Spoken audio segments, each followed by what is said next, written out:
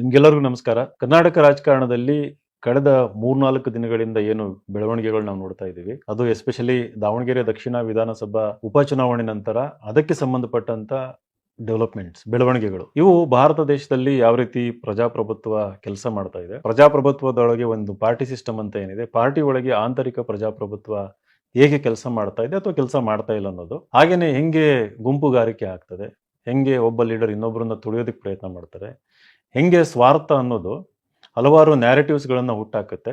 ಆಮೇಲೆ ಒಬ್ಬರನ್ನ ತುಳಿದು ಒಬ್ರು ಮೇಲ್ ಬರೋದಕ್ಕೆ ಯಾವ ರೀತಿ ಆ, ತಂತ್ರ ಪ್ರತಿತಂತ್ರ ಟ್ಯಾಕ್ಟಿಕ್ಸ್ನ ಉಪಯೋಗಿಸ್ಕೊಂತಾರೆ ಅನ್ನೋದು ನಮಗೆ ರಿಯಲ್ ಟೈಮಲ್ಲಿ ಕಾಣಿಸ್ತಾ ಇದೆ. ಈಗ ದಾವಣಗೆರೆ ದಕ್ಷಿಣ ಉಪಚುನಾವಣೆಯಲ್ಲಿ ನಿಮಗೆಲ್ಲ ಗೊತ್ತಿರೋ ಹಾಗೆ ಚುನಾವಣೆ ಅನೌನ್ಸ್ ಆಗೋದಕ್ಕಿಂತ ಮುಂಚೆನೆ ಆ ಭಾಗದ ಮೈನಾರಿಟಿ, ಎಸ್ಪೆಷಲಿ ಮುಸ್ಲಿಂ ಜನಾಂಗದ ಲೀಡರ್ಸ್ ಏನಿದ್ರು ಅವರೆಲ್ಲ ಸೇರಿಕೊಂಡು ನಮ್ಮ ಜನಸಂಖ್ಯೆ 80,000-85,000 ಇದೆ ವೋಟರ್ಸ್, ನಮಗೆ ಪ್ರಾತಿನಿಧ್ಯ ಬೇಕು.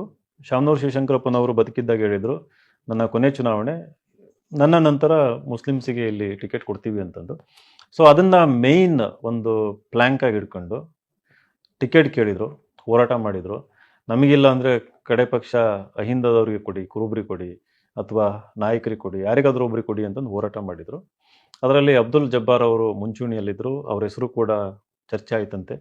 ಇತ್ತೀಚೆಗೆ ಸಲೀಂ ಅಹಮದ್, ರಿಜ್ವಾನ್ ಅರ್ಷದ್ ಅವರು ರಿವೀಲ್ ಮಾಡಿರೋ ಪ್ರಕಾರ ಅವ್ರ ಹೆಸರು ಫೈನಲ್ ಆಗಬೇಕಿತ್ತು. ಜಮೀರ್ ಅವರು ಕೂಡ ಇವ್ರ ಹೆಸರನ್ನ ಫೈನಲ್ ಮಾಡ್ಬೇಕಂತಂದು ಒತ್ತಡ ಹಾಕಿದ್ರು ಅಂತಂದು.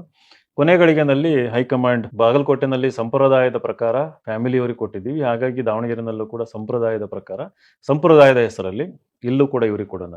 ಇಲ್ಲಿ ಇವ್ರ ಮನೆಯಲ್ಲಿ ಎಷ್ಟು ಜನ MLA MP ಇದ್ರು ಅದು ಲೆಕ್ಕಕ್ಕೆ ಬರಲ್ಲ, ಬಟ್ ಸಂಪ್ರದಾಯ ಅಂತಂದು ಕನ್ವೆನ್ಷನ್ ಅಂತ.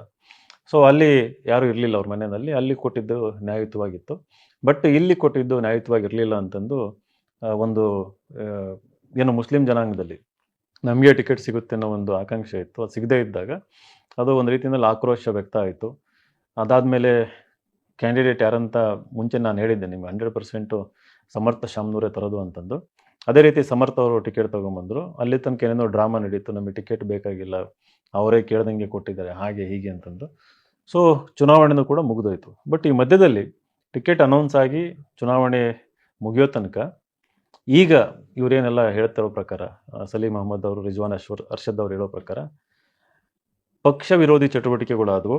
ಕಾಂಗ್ರೆಸ್ ಪಕ್ಷವನ್ನು ಸೋಲಿಸೋದಕ್ಕೆ ಮಹಾ ಷಡ್ಯಂತ್ರ ಆಯಿತು. ಸೊ ಅವರು 3 ಹೆಸರುಗಳನ್ನ ಹೇಳ್ತಾ ಇದ್ದಾರೆ, ಜಮೀರ್ ಅವರು, ನಜೀರ್ ಅಹಮದ್ ಅವರು ಹಾಗೂ ಅಬ್ದುಲ್ ಜಬ್ಬಾರ್ ಅವರು. ಈಗ ನಿನ್ನೆ ಮುಖ್ಯಮಂತ್ರಿಗಳು ಹೇಳಿದ್ದಾರೆ ನಜೀರ್ ಅಹಮದ್ ಅವರು ರಾಜೀನಾಮೆ ಕೊಡ್ಬೋದು ಇನ್ನೊಂದು ಕೆಲವೇ ದಿನಗಳಲ್ಲಿ ಅಥವಾ ಕೆಲವೇ ಕ್ಷಣಗಳಲ್ಲಿ. ಅದರ ಅರ್ಥ ಅವ್ರು ರಾಜೀನಾಮೆ ಇಸ್ಕೊಳ್ತಿದ್ದಾರೆ, ಕೇಳಿದ್ದಾರೆ ಅಂತ ಅರ್ಥ. ಅಬ್ದುಲ್ ಜಬ್ಬಾರ್ ಅವರು ಅವರ ಒಂದು ಕಾಂಗ್ರೆಸ್ಸಲ್ಲಿ ಐ ಥಿಂಕ್ ಮೈನಾರಿಟಿ ಸೆಲ್ ಅಂತ ಇತ್ತು, ರಾಜ್ಯಾಧ್ಯಕ್ಷ, ಅದಕ್ಕೆ ಅವರು ರಾಜೀನಾಮೆ ಕೊಟ್ಟಿದ್ದಾರೆ. ಆನಂತರ ಜಮೀರ್ ಅವ್ರದ್ದು ನಮಗೆ ಗೊತ್ತಿಲ್ಲ, ನಾವು ರಾಜಕಾರಣಕ್ಕೆ ಇತ್ತೀಚೆಗೆ ಬಂದವರು, ಅವ್ರು ರಾಜೀನಾಮೆ ಕೇಳ್ತಾರೋ ಕೊಡ್ತಾರೋ ಅದು ಕಾದು ನೋಡಬೇಕಾಗಿದೆ. ಬಟ್ ಇಲ್ಲಿ ನೀವು ಪವರ್ ಪ್ಲೇ ನೋಡ್ಬೋದು. ಅಂದರೆ ಜಮೀರ್ ಅಹಮದ್ ಮತ್ತು ನಜೀರ್ ಅಹಮದ್ ಮತ್ತು ಅಬ್ದುಲ್ ಜಬ್ಬಾರ್ ಇವರು ಪಕ್ಷ ವಿರೋಧಿ ಚಟುವಟಿಕೆ ಅಂತಂದರೆ ಮೇ ಬಿ SDP ಹೆಲ್ಪ್ ಮಾಡಿದ್ರು ಅಥವಾ ಇಂಡಿಪೆಂಡೆಂಟಿಗೆ ಹೆಲ್ಪ್ ಮಾಡಿದ್ರು. ಪಕ್ಷದ ಏನದು ಪ್ರಚಾರ ಇತ್ತು, ಅದರಿಂದ ದೂರ ಉಳಿದ್ರು. ಯಾರು ಕಾಂಗ್ರೆಸ್ ಅಭ್ಯರ್ಥಿ ಇದ್ರು ಅವ್ರ ಪರವಾಗಿ ತುಂಬ ಮನಸ್ಸು ಕೊಟ್ಟು ಇನ್ವಾಲ್ವ್ ಆಗಿ ಪ್ರಚಾರ ಮಾಡಲಿಲ್ಲ ಅನ್ನೋದೊಂದಿರ್ಬೋದು. ಸೊ ಈ ರೀತಿ ಅನೇಕ ಆರೋಪಗಳಿದ್ದಾವೆ. ಸೊ ಇಲ್ಲಿ ಬರುವಂಥ ಪ್ರಶ್ನೆ, ನಾನು ಯಾಕೆ ಪ್ರಜಾಪ್ರಭುತ್ವದ ವಿಚಾರ ಎತ್ಕೊಂಡೆ, ಜೊತೆಗೆ ಸಾಮಾಜಿಕ ನ್ಯಾಯದ ವಿಚಾರ ಅಂತಂದರೆ, ಸೊ ಇವರು 3 ಜನ ಹೋರಾಟ ಮಾಡಿದ್ದು ಯಾವ ಸಮಾಜ ಹೆಚ್ಚಿನ ಸಂಖ್ಯೆನಲ್ಲಿದೆ ಅಥವಾ ಅಹಿಂದ ಹೆಚ್ಚಿನ ಸಂಖ್ಯೆನಲ್ಲಿದೆ ಅವರಿಗೆ ಪ್ರಾತಿನಿಧ್ಯ ಸಿಗಬೇಕು, ಟಿಕೆಟ್ ಸಿಗಬೇಕಂತ ಹೋರಾಟ ಮಾಡಿದ್ದು, ಅದರಲ್ಲೇನು ತಪ್ಪಿಲ್ಲ. ಈಗ ಟಿಕೆಟ್ ಸಿಗದೇ ಇದ್ದಾಗ ಶಾಮನೂರ್ ಸಮರ್ಥ ಅವ್ರೇನಾದ್ರೂ ಆಯ್ಕೆಯಾಗಿ ಬಂದರೆ 100% ಪರ್ಮನೆಂಟ್ ಆಗಿ ಯಾವುದೇ ಕಾರಣಕ್ಕೂ ಮುಂದಿನ ವರ್ಷಗಳಲ್ಲಿ, ಮುಂದಿನ ಚುನಾವಣೆಗಳಲ್ಲಿ ಮುಸ್ಲಿಮ್ಸಿಗೆ ಟಿಕೆಟ್ ಸಿಗೋದೇ ಇಲ್ಲ ಅನ್ನೋ ಒಂದು ವಿಚಾರ ಇಟ್ಕೊಂಡು ಮೇ ಬಿ ಅವರು ಪ್ರಚಾರದಿಂದ ದೂರ ಉಳಿದಿರ್ಬೋದು ಅಥವಾ ಪ್ರಚಾರನೂ ಮಾಡಿರ್ಬೋದು, ಗೊತ್ತಿಲ್ಲ ಅದೆಲ್ಲ. But this is the main reason. ಅಂದರೆ ಮತ್ತೆ ನಮ್ಗೆ ಯಾವ ಕಾರಣಕ್ಕೂ ಕೂಡ ಟಿಕೆಟ್ ಸಿಗೋದಿಲ್ಲ ಫ್ಯೂಚರಲ್ಲಿ, ಹಾಗಾಗಿ ಸೋಲ್ಸೋದಕ್ಕೂ ಪ್ರಯತ್ನ ಮಾಡಿರ್ಬೋದು. ನಾವು ಇದನ್ನು ಮಾರಲ್ ಅಂದರೆ ನಾವು ಎಥಿಕಲ್ ಅಥವಾ ಅನ್ಎಥಿಕಲ್ ಅಂತ ಕರಿಬೇಕನ್ನೋದು ನನ್ನ ಪ್ರಶ್ನೆ. ಪ್ರಜಾಪ್ರಭುತ್ವದ ಒಳಗೆ ಅಲ್ಟಿಮೇಟ್ಲಿ ವಿ ದ ಪೀಪಲ್, ಅಂದರೆ by the people, for the people, of the people ಅಂತಂದು. ಸೊ ಜನಗಳ ಅಭಿಪ್ರಾಯ ಕೇಳಿ ನಾವು ಟಿಕೆಟ್ ಕೊಡಬೇಕಾಗ್ತದೆ. ಜನಗಳು ಯಾರನ್ನ ಇಷ್ಟಪಡ್ತಾರೆ ಅವರನ್ನು ನಾವು ಅವರ ಪ್ರತಿನಿಧಿಯಾಗಿ ಮಾಡಬೇಕಾಗುತ್ತೆ. ಜನಗಳ ಮಧ್ಯೆ ಯಾರು ಇದ್ಕೊಂಡು ಕೆಲಸ ಮಾಡ್ತಾರೆ, ಜನಗಳಿಗೋಸ್ಕರ ಯಾರು ದುಡಿತಾ ಇರ್ತಾರೆ, ಸೇವೆ ಮಾಡ್ತಾ ಇರ್ತಾರೆ, ಅವ್ರಿಗೆ ಟಿಕೆಟ್ ಕೊಡಬೇಕಾಗುತ್ತೆ. ಈಗ ಪಕ್ಷ ಜನಗಳ ವಿಶ್ವಾಸನ ತಗೊಳ್ದಂಗೆ, ಜನಗಳನ್ನು ವಿಶ್ವಾಸಕ್ಕೆ ತಗೊಳ್ದಂಗೆ, ಜನಗಳ ಒಪಿನಿಯನ್ನ ಮಾನ್ಯತೆ ಮಾಡ್ದಂಗೆ ಯಾರೋ ಒಂದು ಪ್ರಬಲವಾದ ಒಂದು ಕುಟುಂಬ ಇದೆ, ಪ್ರಬಲವಾದ ವ್ಯಕ್ತಿ ಇದ್ದಾರೆ, ಅದು ದುಡ್ಡು ಇರ್ಬೋದು, ಜಾತಿ ಇರ್ಬೋದು, ರೆಪ್ಯುಟೇಷನ್ ಇರ್ಬೋದು, ಏನಾದರೂ ಇರ್ಬೋದು. ಅವ್ರಿಗೆ ಟಿಕೆಟ್ ಕೊಟ್ಬಿಡ್ತದೆ. ಸೊ ಇವಾಗ ಅನಿವಾರ್ಯವಾಗಿ ಪಕ್ಷದ ಹೆಸರಿನಲ್ಲಿ, ಚುನಾವಣೆ ಹೆಸರಿನಲ್ಲಿ ನಾವು ಅವ್ರನ್ನ ಆಯ್ಕೆ ಮಾಡಬೇಕಾಗತ್ತೆ. ನಾನು ಇದನ್ನ ಪ್ರತಿ ಸಾರಿ ಪ್ರಶ್ನೆ ಮಾಡ್ತಾ ಬಂದಿದ್ದೀನಿ. ಇದು ಎಲ್ಲ ಪಕ್ಷದೊಳಗಿರುವಂಥ ಒಂದು ಲೋಪದೋಷ ಅಂತ ಅಂದ್ಬಿಟ್ಟು.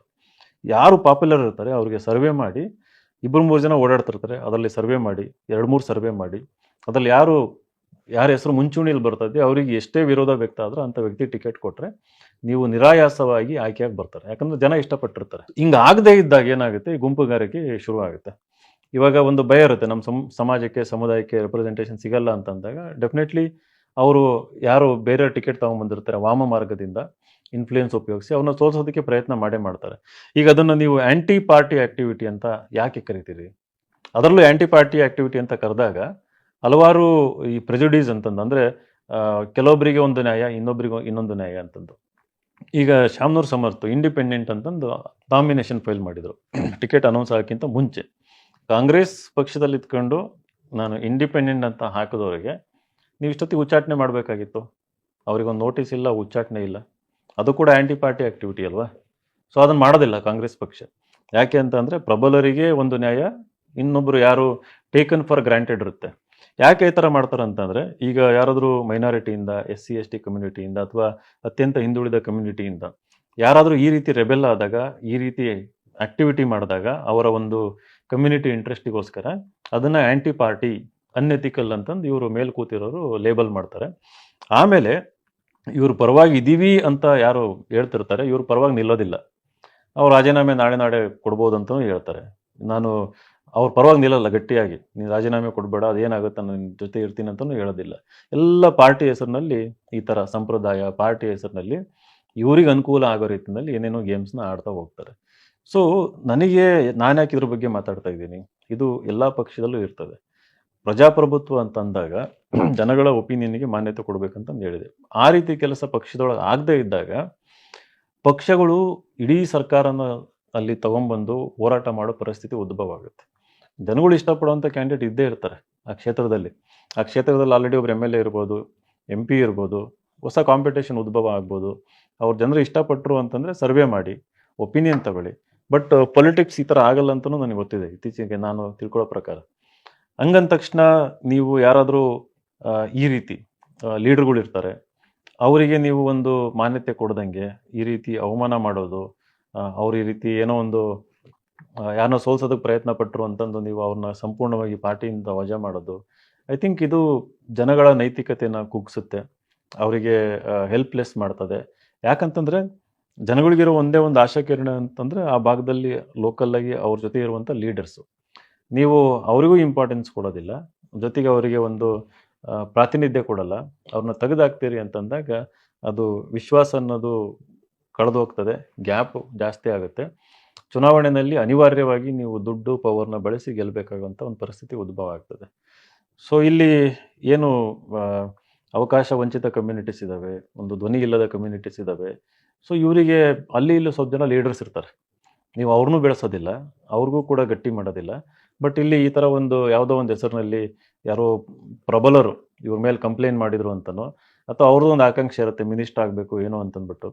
ಸೊ ನೀವು ಅವ್ರ ಮಾತು ಕೇಳ್ಕೊಂಡು ಪಕ್ಷದ ಒಂದು ಹೆಸರಿನಲ್ಲಿ ಈ ಥರ ಮಾಡಿದಾಗ ಏನಾಗುತ್ತೆ, ಅಲ್ಟಿಮೇಟ್ಲಿ ಯಾರು ಜನಗಳ ಮಧ್ಯೆ ಕೆಲಸ ಮಾಡ್ದಂಗೆ ನಿಮ್ಮ ಜೊತೆ ಚೆನ್ನಾಗಿ ಇದ್ಕೊಂಡು ಈ ರೀತಿ ಒಂದು ರಾಜಕಾರಣ ಮಾಡ್ತಾರೆ, ಅವರು ಬೆಳೀತಾರೆ, ಅವ್ರಿಗೊಂದು ಪೋಸ್ಟ್ ಪೊಸಿಷನ್ ಸಿಗುತ್ತೆ, ಇಲ್ಲ ಅಂತಂದಲ್ಲ. ಬಟ್ ಅಲ್ಟಿಮೇಟ್ಲಿ ಸಫರ್ ಆಗೋವಂಥದ್ದು ಕಾಮನ್ ಪೀಪಲ್. ಸೊ ಇದು ನಮ್ಮ ದೇಶದಲ್ಲಿ ಬದಲಾಗಬೇಕು ಅನ್ನೋದಾದರೆ ದಾವಣಗೆರೆ ಎಲೆಕ್ಷನ್ ಏನಿದೆ ಅದು ಒಂದು ಪಾಠ ಕಲಿಸುವ ಎಲೆಕ್ಷನ್ ಅಂತಲೇ ನಾವೆಲ್ಲ ನ್ಯಾರೇಟಿವ್ ಬಿಲ್ಡ್ ಮಾಡಿದ್ದು. ಕುಟುಂಬ ರಾಜಕಾರಣದ ವಿರುದ್ಧ ಇರ್ಬೋದು, ಈ ರೀತಿ ದಬ್ಬಾಳಿಕೆ ರಾಜಕಾರಣದ ವಿರುದ್ಧ ಇರ್ಬೋದು. ಸೊ ನಾವು ಒಂದು BJP ಪಕ್ಷಕ್ಕೆ ಬಾಹ್ಯ ಬೆಂಬಲ ಕೊಟ್ಟು ಹೋರಾಟ ಮಾಡಿ ಗೆಲ್ಲಿಸುವಂಥ ಎಲ್ಲ ಪ್ರಯತ್ನವನ್ನು ಬಹಳ ಪ್ರಾಮಾಣಿಕವಾಗಿ ನಾವು ಮಾಡಿದ್ದೀವಿ. ನನಗೆ ಭಾಳ ವಿಶ್ವಾಸ ಇದೆ BJP ಗೆದ್ದೇ ಗೆಲ್ಲುತ್ತೆ ಅಂತ.